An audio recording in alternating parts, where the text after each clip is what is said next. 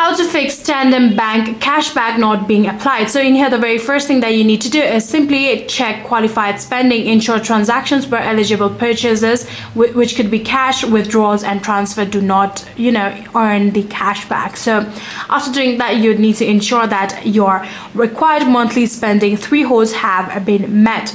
Verify the minimum monthly spend, right? So after doing all of these, I'm pretty sure that it will actually help you fix the Tandem Bank cashback not being applied.